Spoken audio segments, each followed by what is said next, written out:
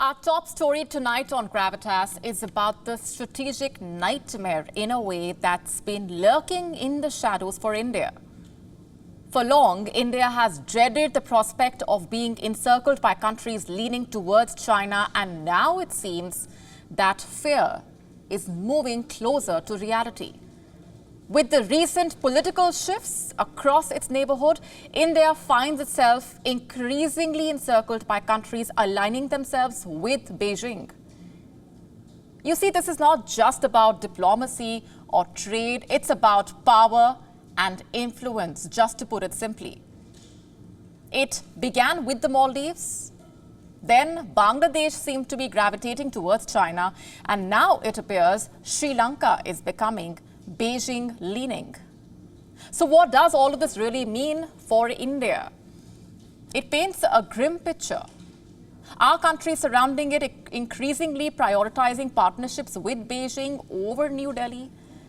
Whether it's for trade, defense, or infrastructure, is Beijing becoming their first choice? And what does this mean for India? Is it a major strategic disadvantage? Let's break this down for you. The latest development occurred just this week itself on Monday. Anurag Kumar Desai, a known Marxist, reportedly noted for pro-China views, was sworn in as Sri Lanka's new president. And before we go on, let's just remind you here, we are joining the dots for you. As we told you earlier, these developments have massive implications, not just for trade, but for India's national security. With countries like Sri Lanka reportedly looking to China for economic development, Beijing has another level of control right on India's doorstep. Reports from both Indian and Chinese media indicate that the Desai's administration is expected to lean heavily on China for investments, trade opportunities, tourism, digital infrastructure. And this reliance, you see, is not in isolation. Sri Lanka, after all, is a key participant in China's Belt and Road Initiative, the vast infrastructure project that China uses to extend its economic and geopolitical influence. Since joining in 2017, Sri Lanka has seen significant Chinese investment, especially in its ports like those in Colombo and Hambantota. And now experts are saying that Desai will likely double down on this partnership, deepening Sri Lanka's ties with China to boost his country's development plans. History also supports this notion.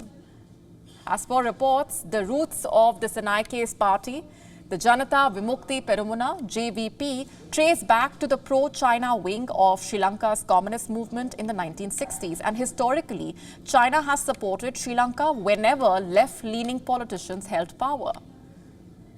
The situation for India, you see, becomes graver due to the Desai and JVP's stance towards India. On several key issues, as per reports, JVP has consistently opposed cooperation with India. A case in point is the ambivalence over the 13th Amendment, which India has long supported to give more autonomy to Sri Lanka's Tamil minority, or the 1987 India-Sri Lanka Accord, which his party's founder criticized fiercely, branding India as an expansionist threat to Sri Lankan sovereignty. Furthermore, Desai is reportedly resisting calls for investigations into alleged war crimes during Sri Lanka's civil war. But Sri Lanka is not the only piece as far as this puzzle is concerned. Desai's rise to power comes on the heels of former Bangladesh Prime Minister Sheikh Hasina being ousted just a month earlier. Remember, Hasina had been a steady ally, keeping anti-India forces in check in a way, and ensuring a cooperative partnership between the two countries. But ever since her ouster, we have seen a surge in anti-India rhetoric.